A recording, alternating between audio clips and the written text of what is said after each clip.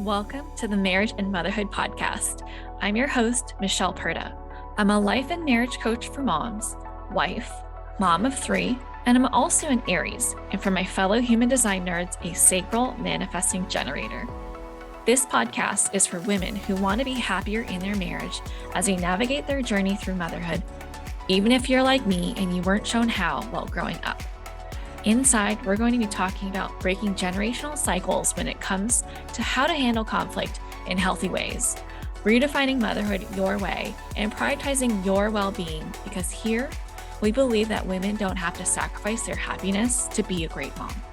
And a quick note to mamas listening with kids around, you may want to pop your earbuds in because nothing is left unsaid on this show, which means there may be times where something I say isn't meant for little ears. Are you ready? Let's dive in. Hello. Welcome back to another episode of the Marriage and Motherhood Podcast. This week, we're going to be talking about spiraling out of control during conflict. So when you're in an argument with your husband and you feel like you're spiraling out of control, you end up saying things and doing things that you're not proud of. In the moment, you might feel justified because you've had enough of whatever it is that's happening all the time.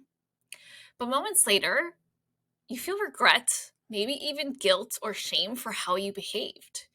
Because in any other situation where you're faced with challenges and things that you don't like, maybe you don't act that way. But for some reason, when it comes to your husband, you do these things, right?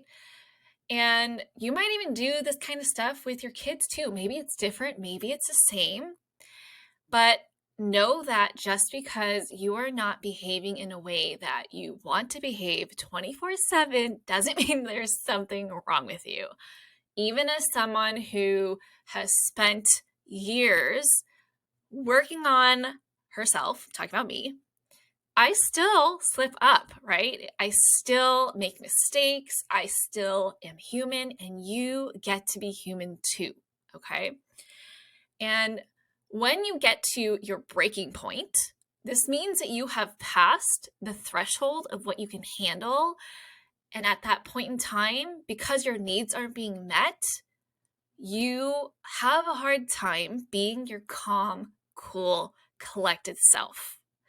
So in this episode, I'll be sharing why this happens and what you can do about it so that you can start reacting less and responding more. Okay, so when I say react less, I mean like that instant reaction of, like, oh, that upset me, and I'm not giving it 2 thoughts. I'm just going to do what I do and have my actions and words be driven by my anger or frustration and stress. And what I mean by response is being intentional about how you choose to address the problem or what you do next, right? One's more well thought out and more likely to support whatever it is that you're trying to work towards, whereas the other one, a lot of times it tends to be more sabotaging for your relationships and where you see yourself going with your life and the dynamics that you're creating, all right? So when you're experiencing conflict with your husband, it might feel like you're going from 0 to 60 in the moment and that you have absolutely no way of stopping it, right? I've been there. I used to think that I had no control over myself and that everybody else was the same, right?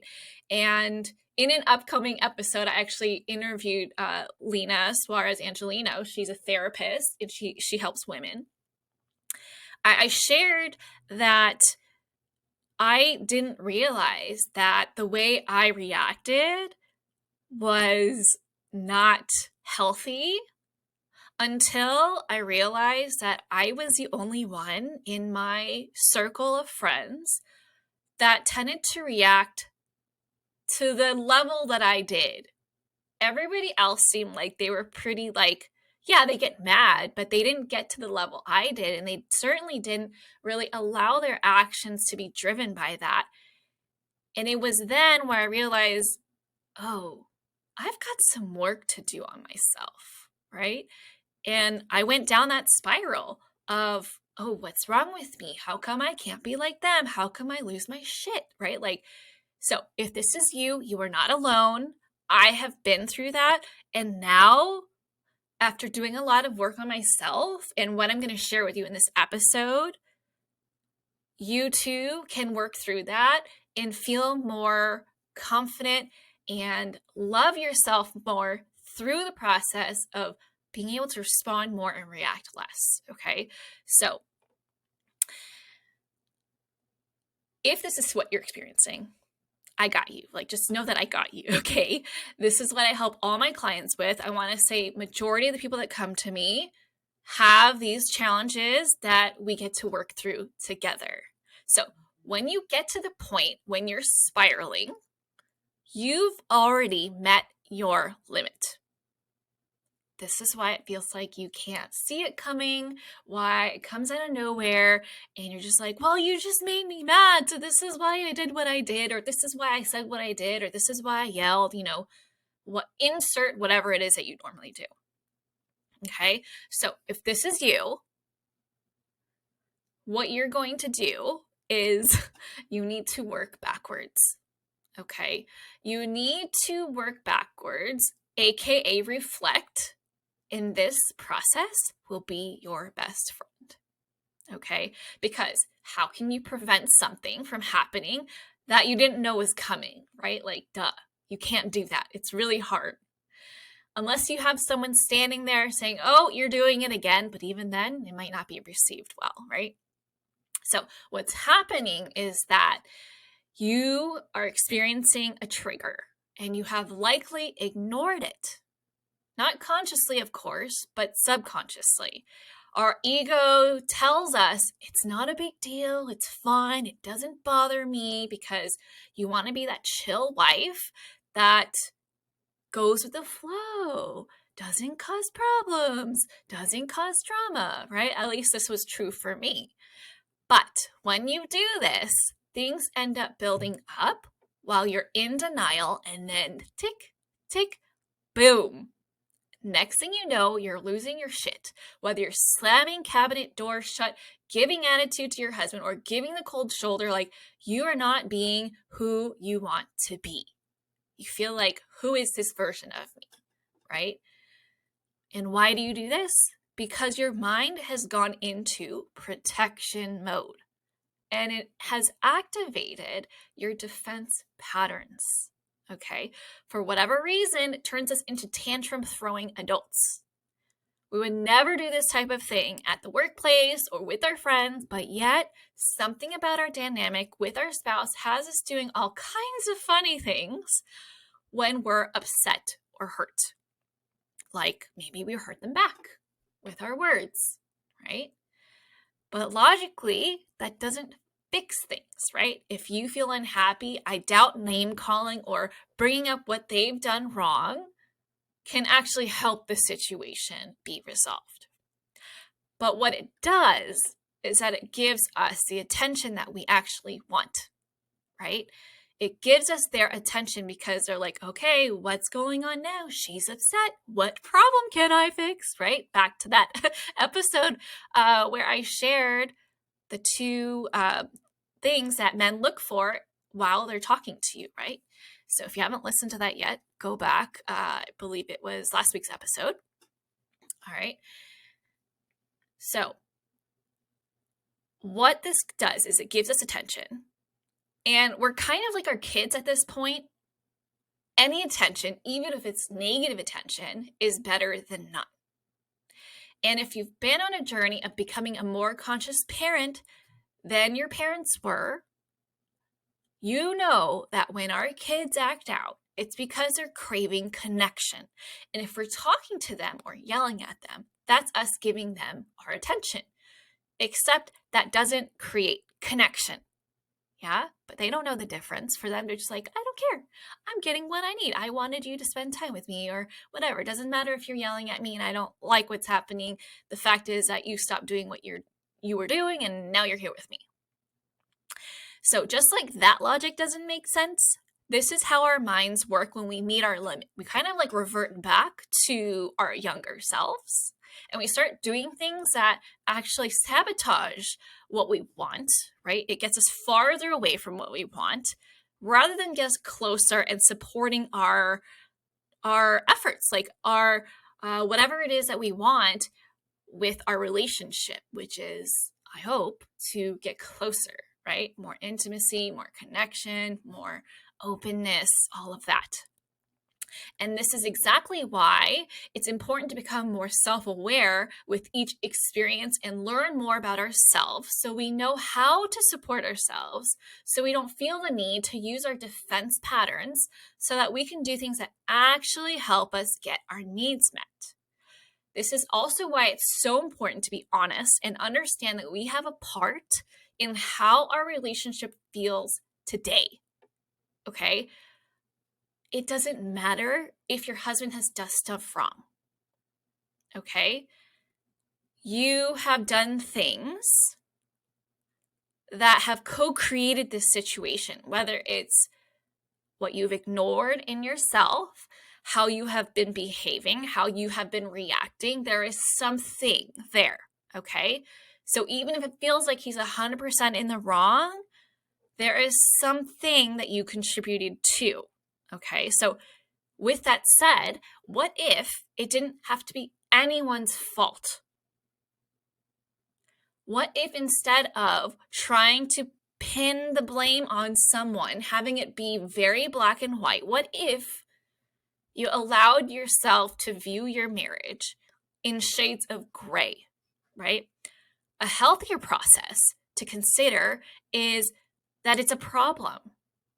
Yeah, it's a problem. You have a problem in your marriage. So what if both of you own that it's a problem with your relationship and both of you come together to solve it together? It's not a, okay, well, you did more wrong, so you need to fix it kind of thing. It's more like, we have a problem, so what are we going to do about it? And you put your heads together and figure it out. So if you've been experiencing this loss of control with your husband more often than you care to admit, and you want to be the kind of wife who can talk things through with honesty, vulnerability, and impact without getting defensive and reducing the chances of him getting defensive, I'm going to share the first 2 steps in the process I teach my clients that has helped them to be more responsive and have more productive conversations with their husbands, which has led to more communication, more open communication, and deeper intimacy in their marriage, where conflict feels a lot easier. They as a couple, they as individuals feel more resilient, okay? And they don't get so anxious anymore when there's problems because they know that they're going to figure it out. So remember, earlier I mentioned you've got to work backwards, right? So you've had the argument or encounter, and you're wondering why things went off track. Okay, so the step number 1 is think back to when you noticed a shift in your behavior. What sensations did you feel in your body at the time? This might be something you've actually never learned before, but here we go, okay? The sensations that you feel, this is your body's way of alerting you that you've hit your capacity. This is also how you experience anger or frustration. So recognizing this will be your first step towards changing how you respond. Because once you realize, oh, this is my experience of anger, this is how I experience frustration, you're going to see those signs coming before your mouth can start going off or before you decide to act on your anger. It's that we have not been taught to pay attention to the sensations going on inside of our body that has us feeling like we're going 0 to 60 in like 0.1 seconds flat, okay?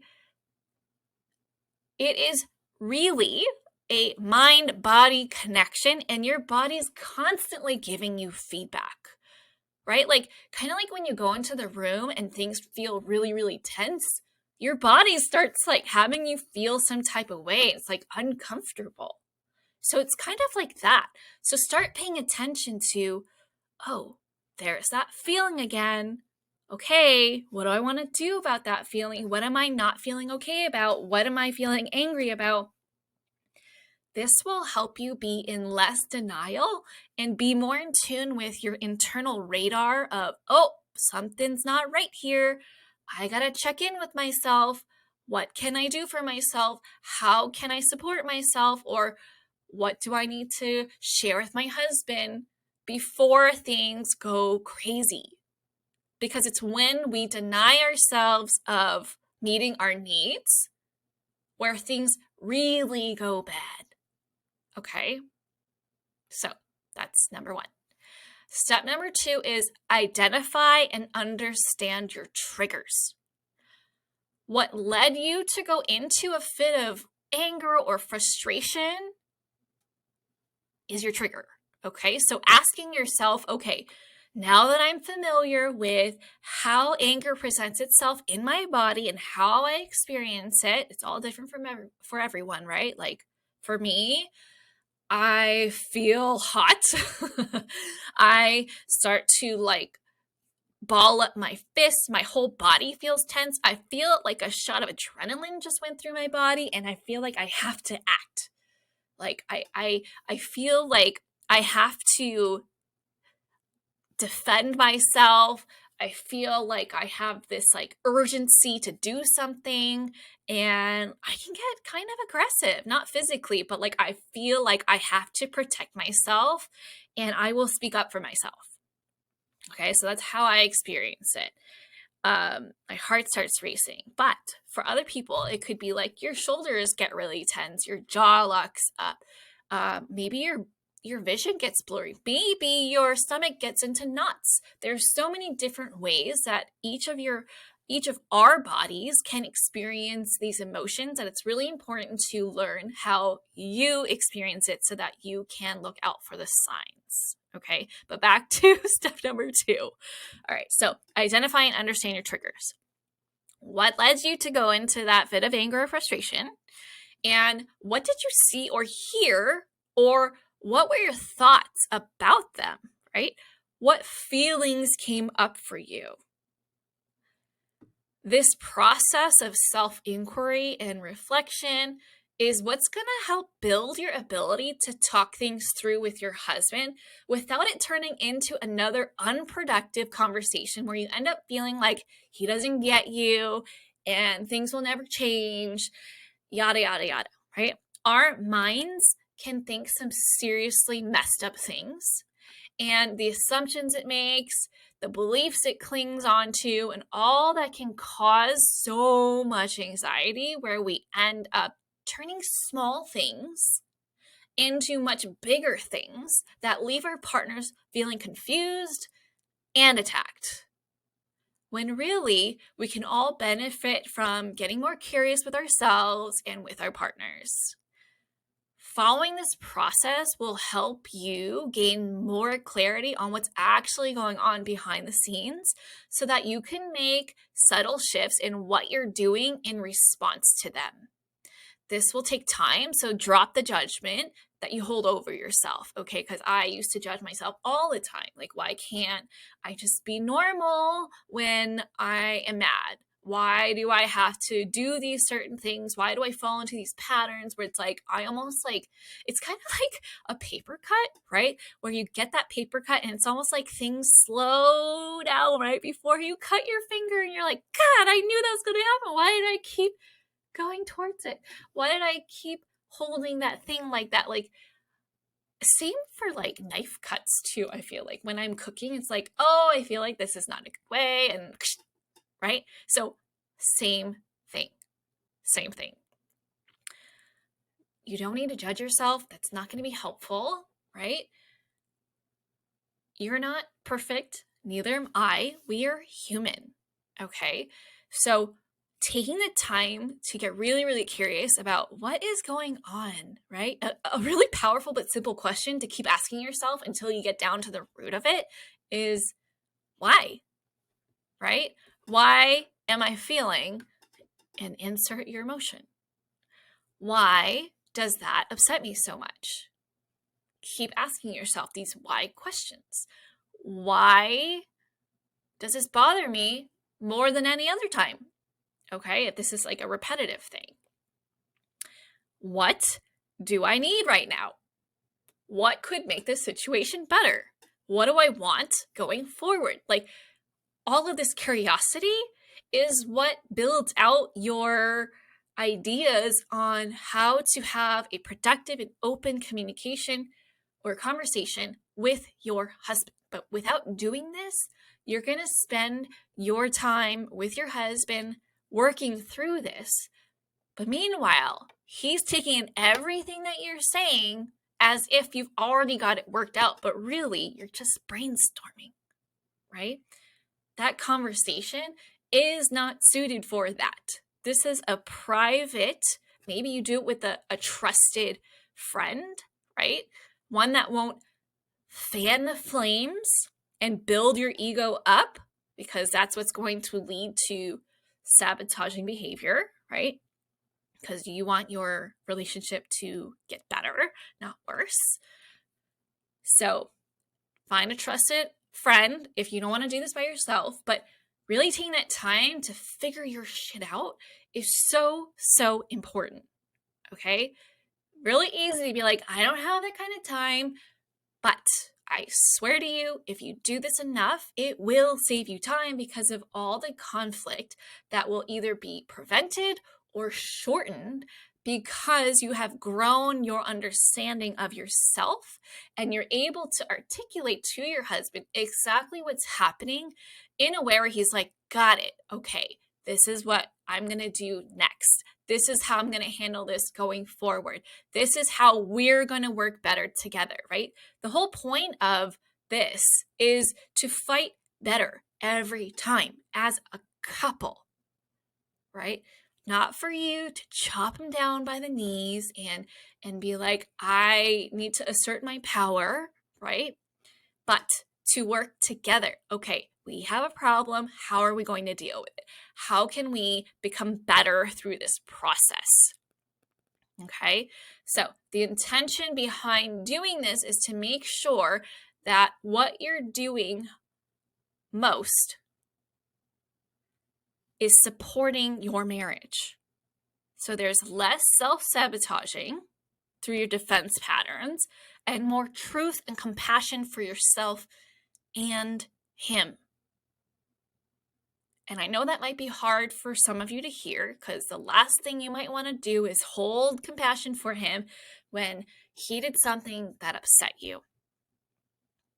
But it's that compassion to see him as also a human that makes mistakes, either because he didn't know that it was a mistake or he did it without thinking.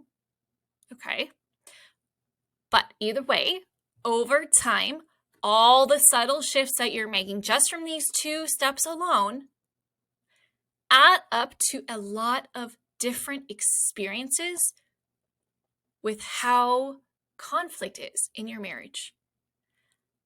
So your conflict can then turn into a catalyst to more intimacy and more love and feeling connected.